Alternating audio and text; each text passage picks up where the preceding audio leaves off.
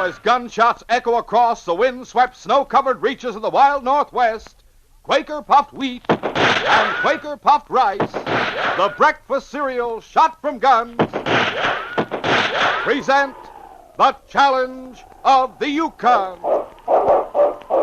It's Yukon King, swiftest and strongest lead dog of the Northwest, blazing the trail for Sergeant Preston of the Northwest Mounted Police in his relentless pursuit of lawbreakers. On King, on you Huskies! Gold discovered in the Yukon. A stampede to the Klondike in the wild race for riches. Back to the days of the gold rush. With Quaker puffed wheat and Quaker puffed rice, bringing you the adventures of Sergeant Preston and his wonder dog, Yukon King, as they meet the challenge of the Yukon.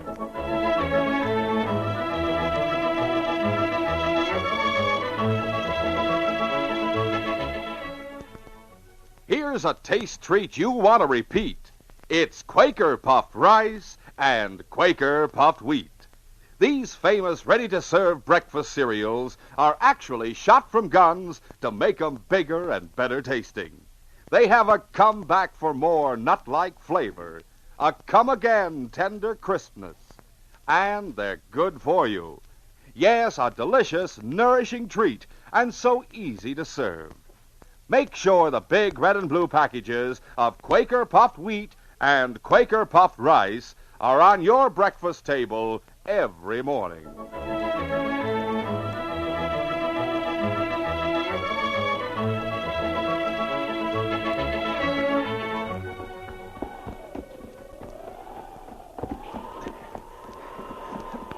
For nearly an hour, Joe Hubble had been running painfully through the darkness. His breath was coming in agonized gasps, and one hand was pressed tightly to his shoulder. Sometimes he stumbled and nearly fell headlong in the snow, but always he managed to pick himself up and press doggedly forward. Now his goal was in sight, a small cabin standing on the banks of a frozen creek. A few moments later, he was pounding on the door. Hold your horses, I'm coming. Hurry. Joe. Let me in, Aunt Liz. Quick. You've been shot. Yeah, I stopped a bullet in the shoulder. Oh, land's sake, sit down before you collapse. I'll hitch up the team right away and go into town for a doctor. Oh, no, you won't. Why not? I'm in trouble with the law. In trouble with the law? Joe, what do you mean? Just what I say. The Mounties are probably looking for me right now. That's why I came here. You'll have to bandage me up yourself. A few moments later, as Liz Carter dressed her young nephew's wound, Joe told her what had happened. It was Turk Banning that got me into Oh, it. Joe, if only you hadn't started hanging around with that awful crook. I know. I was a sap to ever have anything to do with him. Tell me what happened. Turk told me he was going to hold up the Aurora mine office out on Bonanza Creek. He asked me if I wanted to go along. I didn't want to at first. I was afraid, but he kept at me. Started making fun of me. Said I was yellow if I didn't go along. Finally, I said okay. Oh, that no-good deadbeat. I knew he'd get you into some kind of trouble sooner or later. Turk said he'd handle the stick up. All I had to do was wait for him up on the ridge as a lookout. Oh, hey, go easy with that antiseptic. Oh, I'm sorry, Joe. I'll try not to hurt again. Well, go on with what you were telling me. Well, we only had one sled between us. Turk took that with him. I waited about 10 or 15 minutes. It was dark, and I couldn't see the mine office from where I was posted. But pretty soon a flock of guys came charging up the hill right toward me. One of them shouts, "There he is!" And they all start shooting at me. I fired back a couple of shots, started running. Just managed to get away by the skin of my teeth. Oh, good heavens, you were lucky to get away alive. There now, I guess that bandage will do for the time being. Oh, sure. Sure it will, Liz. It'll do fine. Thanks a lot. Look here, Joe. Don't you think you'd better go to the police and tell them the whole story? Go to the police? You think I'm crazy? You've been pretty wild and reckless, I know, but after all, you've never broken the law before. Maybe they'd let you off with just Don't a be light... foolish. I've been this up to my neck. If the Mounties catch up with me, they'll throw the book at me. But, Joe, what are you going to do if someone recognized you? I'll tell you one thing I'm going to do, and that's find out what happened to Turk Banning. If it turns out he was framing me, now, Joe, don't go getting yourself all head up. Now, the best thing you can do right now is lie back and get yourself some rest. Yeah. You're all right, Aunt Liz. But when I do leave here, the first man I'm going to see is Turk Banning. Meanwhile, in a back room of the Malamute Cafe, Turk Banning was discussing the mine holdup with the owner of the cafe, a man named Blackie Wyndham. Blackie had just finished stuffing the proceeds of the robbery into his safe. The money would be saved in there for the time being, Turk. We'll divide it up tomorrow, as soon as Dunlap gets into town. That sure was a smart plan you cooked up, Blackie. Did everything go off the way it was supposed to? Sure. The whole thing went off like clockwork. Dunlap turned the payroll money over to me, and I hightailed it away on my sled. What about young Joe Hubble? It worked out just like you planned. While I was making my getaway in one direction, Dunlap led the mine crew up the ridge in the opposite direction, right up to where the kid was hiding out. Good work, Turk. Good work. When Sergeant Preston arrived at the Aurora mine office that same evening, he heard the story of the holdup from the lips of Ernie Dunlap, the mine foreman. Well, Sergeant, it was like this. I was sitting in the office going over the books. The men were all over at the bunkhouse eating supper. Don't you eat with the mine hands? Well, usually I do, but tonight I just happened to be working late. Oh. Anyway, I was sitting here in the office when all of a sudden this fella burst in with a gun in his hand. What'd he look like? Well, just a young fella, not more than 20 or 21, I guess. About medium height, not fat, not thin. His pocket hood was up, but I think he was fair-haired. All right, go on. Well, he covered me with his gun and made me open up the safe. Then he told me to turn around. By the way we were standing, I could see his shadow on the wall. So when he raised his gun to hit me over the head, I ducked a little bit, and the blow didn't hit me too hard. Knock you out?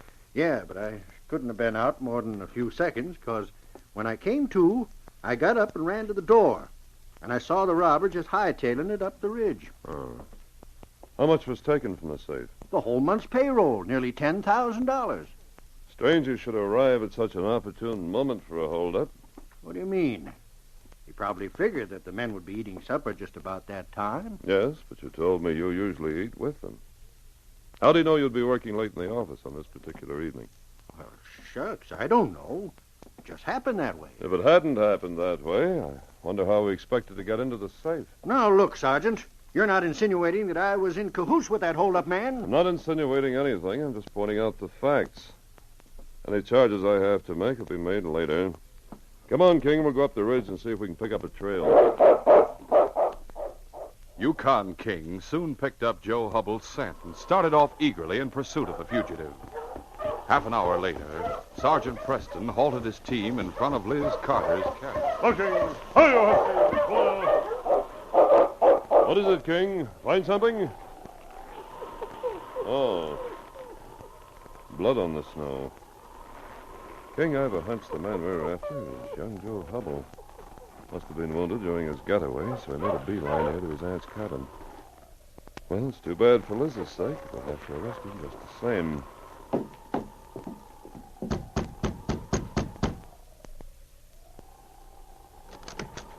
Sergeant Preston, Hello, Liz. I guess you know why I'm here. what do you want? The Aurora mine office was held up tonight. King picked up the scent of the hold-up man and trailed him here to your cabin. Sergeant, no one came here tonight. King doesn't seem to believe you, and I'm afraid I don't either. But it's the truth, Sergeant. Sorry, Liz. I'll have to see for myself. Come on, King. The interior of the cabin was divided into two rooms by a rough plank partition. King headed straight toward the door leading into the back room, and the sergeant followed. But suddenly the Mountie whirled as the front door opened. Get your hands up, Sergeant. Don't let that dog make any false moves. I suppose you slipped out the back way and circled around to the front. That it? Yeah, that's right. Sergeant, I'm sorry. It's true, I was hiding him, but I didn't know he planned to do this. Joe, if you're smart, you'll put down that gun and give yourself up. The sergeant's right, Joe. Please do what he says. Go to jail? No thanks. It's only your first offense, Joe. If you resist arrest, you'll be making it worse. I suppose you think I'm the one who held up the mine office. Well, aren't you? Of course I'm not. I was in on the job, I admit that. But it was Turk Banning who pulled the holdup. No use trying to throw the blame on someone else, Joe. Your story won't hold water. I knew you wouldn't believe me, Sergeant. But it was Turk just the same. Turk doesn't fit the description. According to the mine foreman, the man who held him up was a young fellow, about 20 or 21 years old. What's that? Said the robber was of medium height and probably fair-haired. In other words, just like you. Oh, he's lying. That dirty rat. I suspected Turk was trying to frame me, and now I know for sure. What are you talking about?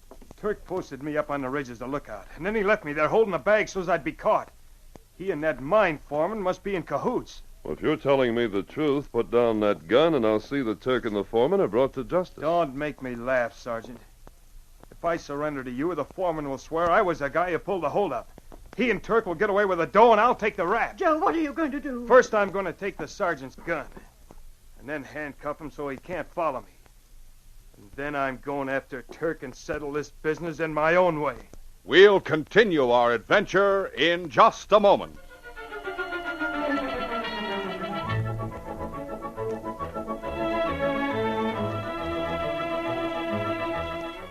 Supposing we were to go into the old-time general store in Dawson, the store where gold prospectors get their supplies.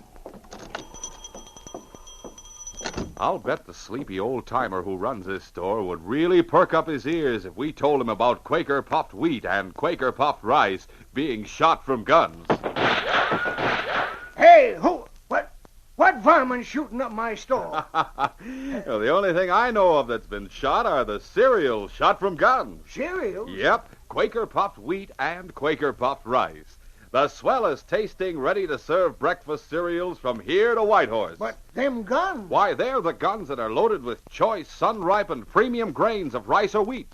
And then these guns are exploded. Out come big, giant grains 8 times normal size. They're magnified, crispified, shot through and through with bang-up nut-like flavor, too. That's why Quaker puffed rice and Quaker puffed wheat are so good to eat. Say, I reckon I'd have me a gold mine right in this store if I could sell rice or wheat shot from guns. You sure would. Folks like it for breakfast, lunch, or supper. All you do is pour out a bowlful right from the package. No cooking.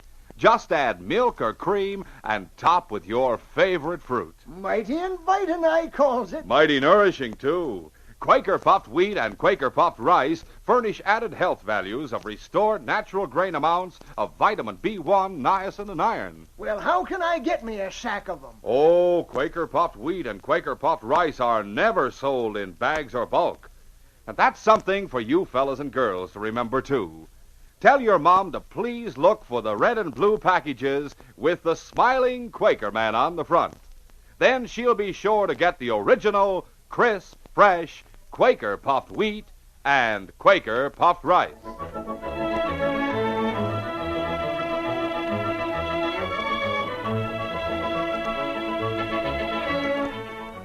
Now to continue.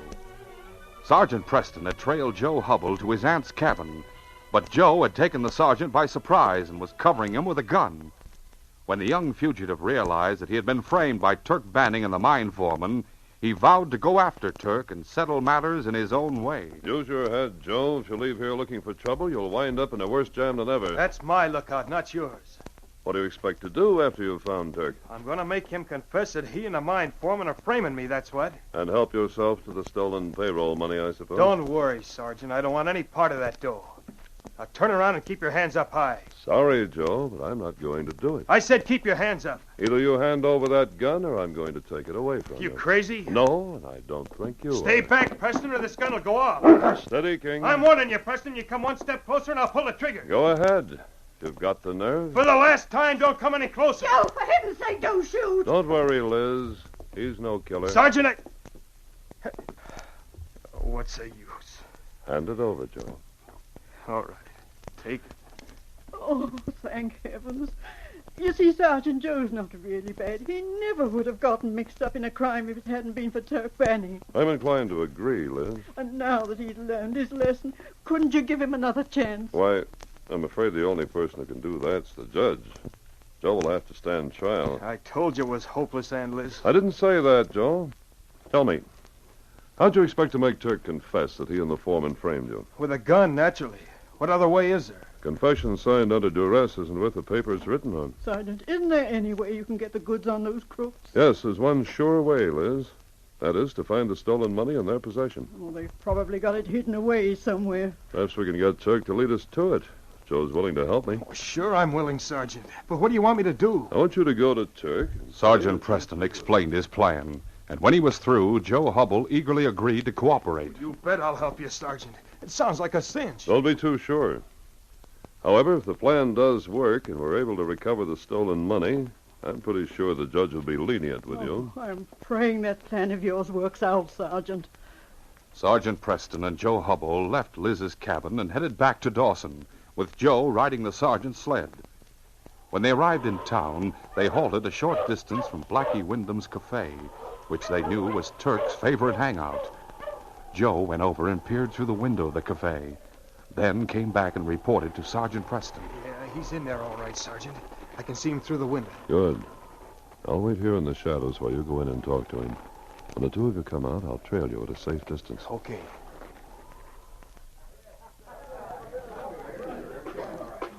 Turk Banning was seated at a table playing cards with several other men. He looked up and grinned contemptuously as he saw Joe Hubble making his way toward him through the crowded cafe. Well. If it ain't my young friend Joe Hubble. I want to talk to you, Turk. Yeah, what about? You know what about. Haven't got the faintest idea. If you got something to say to me, go ahead and say it. Don't be funny. If you know what's good for you, you'll go someplace where we can talk. All right. Count me out of the next deal, you guys. I'll be back in a few minutes as soon as I find out what's eating the kid. Come on, Hubble. Blackie Wyndham was standing behind the bar. He watched narrowly as Turk and Joe Hubble walked over and sat down at an isolated table in the corner of the room. All right, Hubble.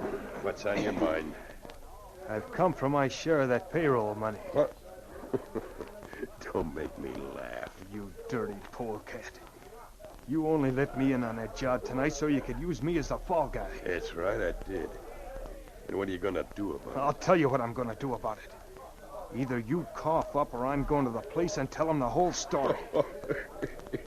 Hey, listen, Sonny. I got news for you. Dunlap, the mine foreman, is in on the whole scheme. He's already told the police that the guy who held him up was a young fella. Someone just like you. If you try squawking to the Mounties, he'll identify you as a hold-up man. So that's it, huh? Yeah. Pretty smart idea, wasn't it? But not quite smart enough. What do you mean? Suppose I go to the Mounties and say, sure, I held up the Aurora mine office. And what's more, a guy named Turk Banning helped me pull the job. What's that? You heard me. Tell him you were waiting for me up on the ridge as a lookout. After I got away with the money, you knocked me down and grabbed all the dough for yourself. Why, you scheming little rat. Don't try anything, Turk. I got a gun inside my pocket, and it's pointing right at you. You wouldn't dare go to the Mounties with that story. We'd both wind up with a good long prison stretch. Oh, wouldn't I? Listen, Turk, I'm going to count up to 10. At the end of that time, either you start coughing up or I'm going straight to Mountie headquarters. Now, which is it? 1, 2, 3. Now, wait a minute, Joe. You've got to give me time to think this over. In the first place, I ain't got the money. I didn't think you'd have it with you. Get your park and we'll get it. Right now. Oh, simmer down, for Pete's sake. I told you I ain't got the money. Then who has? Blackie Wyndham. Blackie Wyndham? Yeah. He's the guy who planned the whole deal. He's got the money here in the safe. All right, Turk. If Blackie's got the money, then get him over here. Pronto. Hey, Blackie. Yeah, what do you want? Come on over here a second. Oh, what's up? The kid here says he wants his share of that payroll money. He says if we don't kick through, he's going to go to the Mounties and spill the beans. You tell him what'll happen if he tries it? Yeah, and it don't seem to faze him a bit. He says he'll admit he pulled the hole up and claim I helped him out on the job. That's right, Blackie, I will. And don't go trying any strong-arm stuff, because I got a gun right here in my pocket. Well, in that case, I guess we'd better give you what's coming to you. Now, come on, my safe's in the back room. All right. You come along, too, Turk, so I can keep my eye on you. Yeah. As the two men rose from the table, Joe didn't notice the way Blackie caught the eye of the cafe bouncer, a hulking ex-prize fighter known as Moose. Right through this doorway, gents. You two go first. Anything you say. Joe closed the door behind them, and at the same time pulled the gun out of his pocket. All right, Blackie. Start opening the safe. Why, sure. Joe was standing with his back to the door as Wyndham bent down and began twirling the dial of the safe. Suddenly, the door of the room was jerked open. Oh! Moose's huge fist caught Joe a stunning blow in the back of the head. As Joe crumpled, Moose spun him around and finished him off with an uppercut to the jaw. Good work, Moose. I saw you give me the eye just before you came back here. He was trying to hold us up. Ah, that dirty skunk. Hey, you want me to call the Mounties, boss? No, don't bother. I don't want the Mounties messing around here any more than necessary. It's bad for business. Yeah, I know what you mean. Turk and me'll take care of him. You go on back out in the cafe and keep an eye on things. Okay, boss. If you need me again, just holler. What are we going to do with him, Blackie? There's a sled and a dog team out back. We'll take him out to Bonanza Creek. You mean out near the mine? That's right. We'll put a bullet in him, plant his body somewhere up on the ridge, on the side away from the mine. If anybody finds him, it'll look like he stopped lead while he was making his getaway. Blackie, you're a mighty smart man. With growing uneasiness, Sergeant Preston waited for Joe Hubble to emerge from the cafe. As the minutes ticked by, the Mountie began to feel more and more certain that something had gone wrong. King, I have a hunch that Joe's run into trouble. If the plan worked, he and Turk should have come out of the cafe by this time. Maybe we'd better investigate.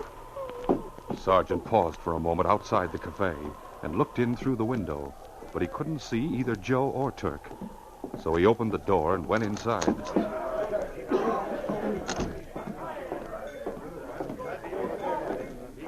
He was greeted by Moose, the bouncer. Are you looking for someone, Sergeant? Yes, I'm looking for a young fellow named Joe Hubble. I don't think I know the guy. Who is he? Never mind. You know Turk Banning. What happened to him? Hey, he's in the back room, I guess, talking to Blackie Wyndham. You want me to go see? No, thanks. I'll see for myself. Hey, wait a minute, Sergeant. You ain't supposed to go back there. Who's going to stop me? Moose tagged along behind, a worried frown on his battered features, as the sergeant strode to the rear of the cafe and entered the back room. The room was empty. All right, Moose, you better start talking. What happened to Turk and Joe Hubble? Shucks, I wasn't supposed to tell you all this, but I guess maybe I better. A young guy was in here about 20 minutes ago. He pulled a gun on... Moose told the sergeant of the scene that had taken place in the back room a short time before, and how he himself had knocked out the young man who was holding a gun on Turk and Blackie. What'd they do with him after you knocked him out? Search me. Blackie told me to go on back out in the cafe. He said he and Turk would take care of the young guy. They must have taken him out the back way. King, we've got to find Joe Hubble. That's right, boy. Find Joe Hubble. Before leaving the cafe, Turk and Blackie had tied and gagged their prisoner for fear he might recover consciousness during the trip to Bonanza Creek. When they arrived at their destination, they drove their team into the shelter of a thick clump of trees and underbrush. Then they untied Joe Hubble and began carrying him up the ridge. When they had nearly reached the top, Blackie Wyndham said, Right about here's a good spot. Yeah. Are you going to plug him, or do you want me to do it? Doesn't make any difference. I may as well do it. What's going on? Hey, he's starting to come to. Just in time to watch me pull the trigger. Hey, wait, someone's coming. You're right.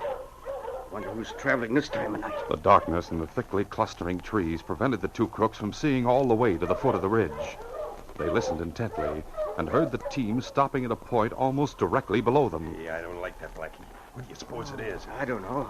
Meanwhile, Joe Hubble had recovered consciousness and was trying to get his bearings. Where am I? Pipe down, Hubble.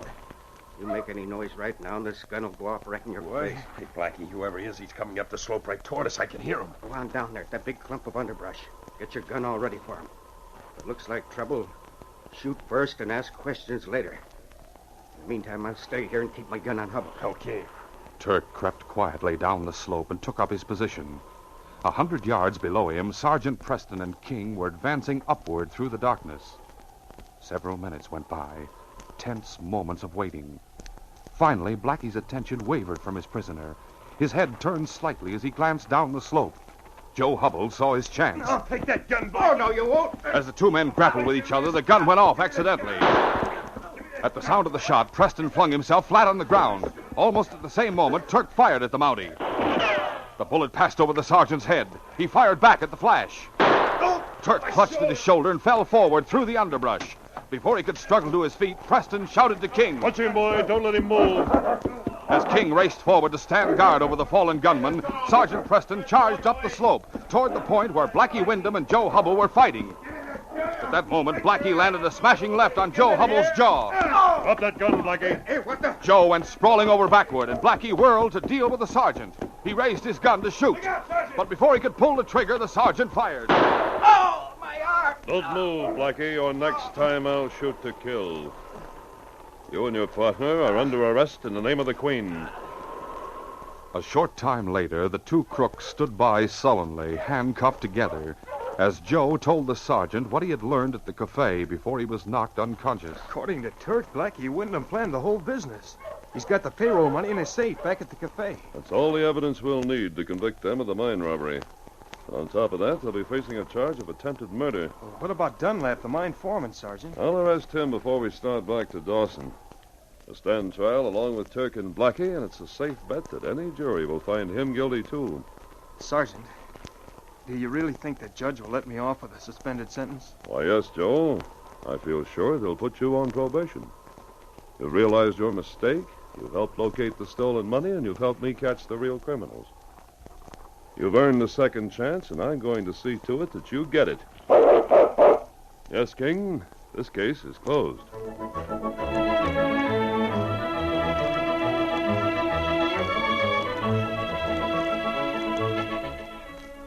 In just a moment, Sergeant Preston will give you a preview of Monday's adventure.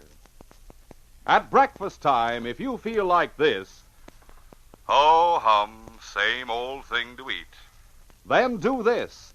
Rush over to the grocer's and rush back with a package of delicious, nourishing Quaker puffed wheat and Quaker puffed rice.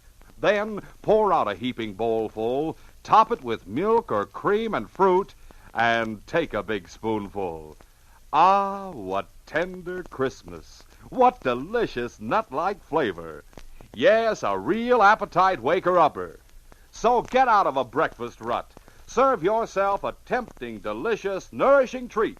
Quaker puffed rice or Quaker puffed wheat. Look for the big red and blue packages with the smiling Quaker man on the front. Remember, Quaker puffed rice and wheat are never sold in bags or bulk. Listen Monday when Sergeant Preston and Yukon King meet the challenge of the Yukon in the case of Wolf Creek. King and I were investigating the murder of a mail sled driver, and our quest led us to Wolf Creek. But the manhunt turned into a wolf hunt for King and a death trap for me. Be sure to hear this exciting adventure Monday. These radio dramas, a feature of the Challenge of the Yukon Incorporated, are created by George W. Trendle, produced by Trendle Campbell Enterprises, directed by Fred Flowerday, and edited by Fran Stryker. The part of Sergeant Preston is played by Paul Sutton. They are brought to you every Monday, Wednesday, and Friday at the same time by Quaker puffed wheat and Quaker puffed rice, the breakfast cereal shot from guns.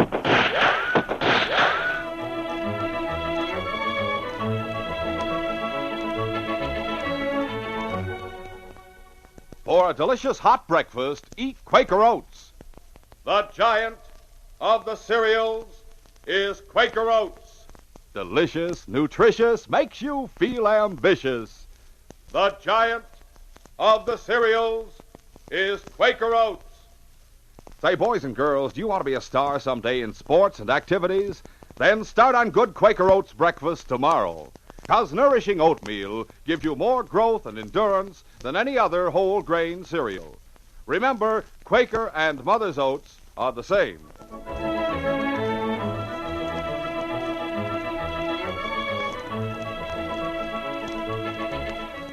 This is J. Michael wishing you goodbye, good luck, and good health from Quaker puffed wheat and Quaker puffed rice. So long. This is ABC, the American Broadcasting Company.